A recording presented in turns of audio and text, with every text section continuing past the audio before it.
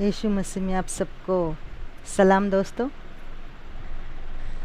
पिछले वीडियो में हमने देखा कि किस तरह जवान जो लड़के हैं लड़कियां हैं उन्हें परमेश्वर के वचन में, परमेश्वर के भय में किस तरह से हमें बांध के रखना है और इस वजह से हमारे जीवन में कैसे खुशी प्राप्त हो सकती है।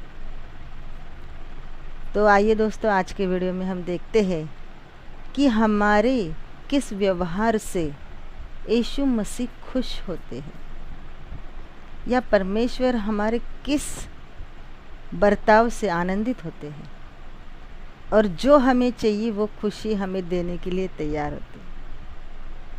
तो दोस्तों, हमारे जीवन में हमें सच्ची की खुशी चाहिए। अगर हम अपने अंदर से आनंदित होना चाहते हैं तो हमें परमेश्वर के चले हुए रास्ते पे चलना होगा। परमेश्वर ने जो रास्ता हमें बताया है उस रास्ते पे हमें चलना होगा, उस तरह हमें जीना होगा। जैसा वो चाहते हैं वैसा हमें बनना होगा। तो दोस्तों, आज हम बाइबल का कुछ स्टडी करेंगे कि किस तरह परमेश्वर हमसे, किस तरह हम रहे, ऐसे अपेक्षा परमेश्वर हमसे करते हैं। हम देखने के लिए देखेंगे बाइबल का मत्ती पुस्तक में 7वें अध्याय में और 1 से 2 आयत में। Matthew chapter 7 versus 1 and 2। दोस्तों, उसमें ऐसे लिखा है, हम बाइबल पढ़ेंगे, उसमें ऐसे लिखा है, दोष मत लगाओ कि तुम पर भी दोष न लगाया जाए। उसकी पहले आयत में, 7वें अध्याय की पहले आयत में लिखा गया है कि दोष मत लगाओ कि तुम पर भी दोष न लगाया जाए।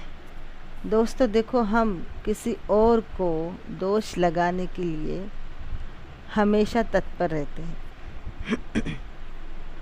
इंसान को सबसे अच्छी अगर कोई चीज़ लगती है या उसे सबसे सहज जो भी चीज़ आने वाली होती है वो है किसी को दोष देना।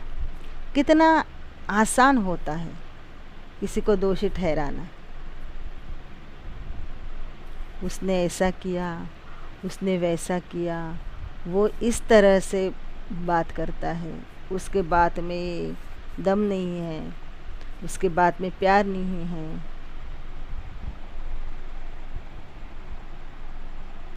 किस तरह से हम आसानी से किसी को दोष लगाते हैं दोस्तों। पर हमें ये ध्यान में रखना है कि अगर हम किसी को दोष देते हैं तो दोस्तों हम पर भी कोई दोष लगाएगा। वो दोष लगाने वाला कौन होगा? कोई इंसान नहीं। चलो एक बात आप ध्यान से समझ लो, अगर कोई इंसान हमें दोषी ठहराता है तो वो अलग बात है, क्योंकि वो इंसान की नीयत होती है, वो इंसान का स्वभाव होता है। पर हमें हमेशा इस बात का ध्यान रखना है कि हम पे परमेश्वर दोष न लगाए।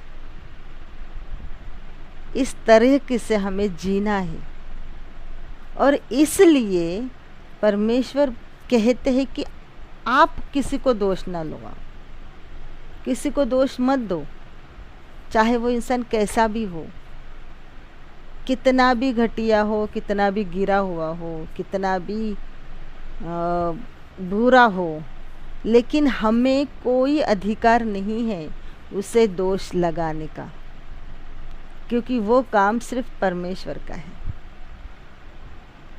हमारा नहीं दोस्तों। तो पहली बात हम आज ये सीख लेंगे कि हम किसी को दोष नहीं लगाएंगे। क्यों?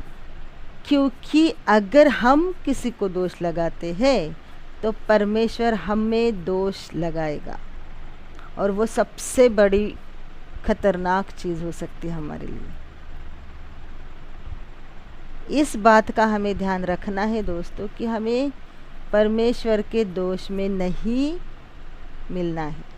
परमेश्वर हम पे दोष लगाए ऐसी कोई बात हमें नहीं करनी है। दूसरे आयत में ऐसा लिखा गया है दोस्तों, क्योंकि जिस प्रकार तुम दोष लगाते हो उसी प्रकार तुम पर भी दोष लगाया जाएगा, और जिस नाप से तुम नापते हो उसी से तुम्हारे लिए भी नापा जाएगा। बाप रे, कितनी कठिन बात है। जिस नाप से हम नापेंगे उसी माप से हम पे हमारे लिए भी नापा जाएगा। दोस्तों इसका मतलब है जिस तरीके से हम किसी की बुराई करेंगे, किसी को दोष लगाएंगे, किसी की गलती निकालेंगे, किसी को बुरा कहेंगे, उसी हिसाब से हमारे लिए भी दोष निकाले जाएंगे।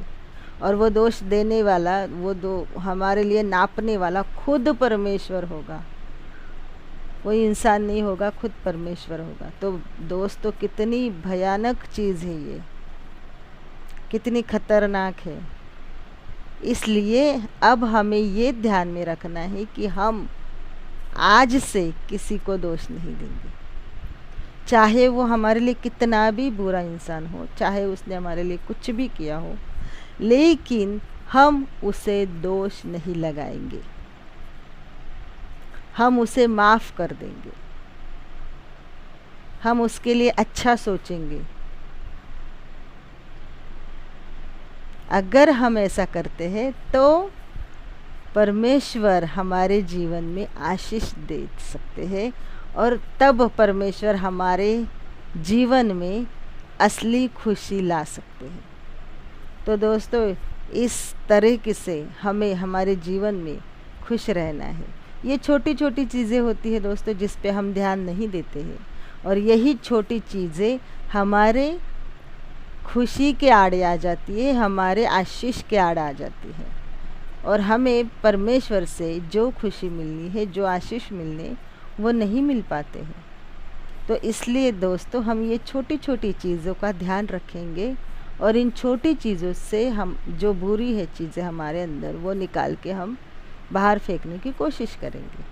तो दोस्तों कैसा लगा आज का वीडियो ज़रूर बताना कमेंट में, और अगर अब तक आपने मेरा चैनल सब्सक्राइब नहीं किया है तो दोस्तों प्लीज़ सब्सक्राइब कीजिए, और लाइक और शेयर भी कीजिए। जय मसीह की दोस्तों, गॉड ब्लेस यू।